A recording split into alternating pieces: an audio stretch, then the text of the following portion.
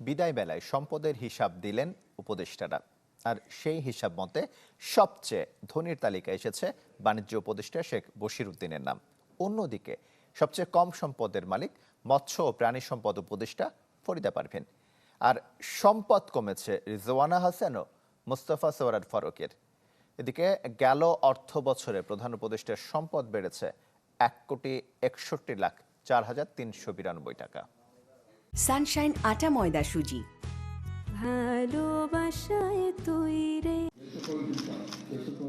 অন্তর্বর্তী সরকারের প্রধান উপদেষ্টা সহ সব উপদেষ্টা ও পরিবারের সদস্যদের সম্পদ বিবরণী প্রকাশে দেখা গেল অর্থ বছরে প্রধান উপদেষ্টার সম্পদ 1,61,04,392 টাকা বেড়ে হয়েছে 15,62,44,065 টাকা।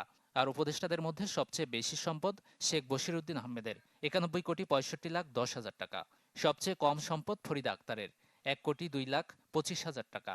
উপদেষ্টাদের মধ্যে সম্পদ কমেছে সৈয়দা রেজওয়ানা হাসান ও মোস্তফা সরোয়ার ফারুকের। তাদের সম্পদের পরিমাণ যথাক্রমে 1,12,72,000 ও 2,15,18,000 টাকা।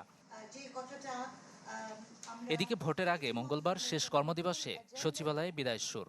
শেষ মুহূর্তের ব্রিফিংয়ে স্বভাবতই প্রশ্ন এলো, যে প্রত্যাশা নিয়ে এসেছিলেন গেল 1.5 বছরে তার কতটা করা গেল, আর না করা গেলে বাধাগুলো কোথায় ছিল। প্রথম জিনিসটা হয়েছিল যে তুমুল অসহযোগিতা ছিল দুটো মন্ত্রণালয়, যে অরাজকতা আমি দেখেছি এবং বিস্মিত হয়েছি। এখন আপনি ঘরে বসে আপনি খতিয়ান পেতে পারেন, আপনি নকশা পেতে পারেন, আপনি ভূমি উন্নয়ন কর দিতে পারেন। খাদ্যের ব্যাপার নিয়ে আপনারা একটা কাগজ দেখেছেন, আমাদের মজুদ সর্বোচ্চ পর্যায়ে আছে গত 6 বছরের মধ্যে। নৌ ও অর্থ উপদেষ্টা 100-তে 70 দিলেন নিজেদের, আর ধর্ম উপদেষ্টা দিলেন 95। সাজেশন হলো প্লিজ ট্রাই টু কনসলিডেট। আমরা যেটা করেছি এটা সুসংগত করে ভালো জিনিসগুলো, আমরা তো ভুল টুল করে এটা করেছি। যেভাবে চাচ্ছি সেভাবে যে হয়েছে তা আমি বলবো না, বাট মাচ মাচ বেটার দেন আপনার কম্পেয়ার করে দেখেন। গত 2 বছরে পর্যায়ক্রমে 40,000 টাকা বিমান ভাড়া কমানোর বিষয়টি উল্লেখ করার মতো অর্জন বলে আমি মনে করি।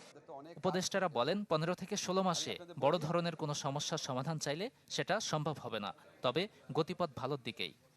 নেক্সট যে পলিটিক্যাল পার্টিগুলো আছে তারা এই সংস্কার কার্যক্রমকে অব্যাহত রাখবে বলে আমি বিশ্বাস করি, কারণ তারা সবাই এই সংস্কার সংক্রান্ত আলোচনায় অংশগ্রহণ করেছে।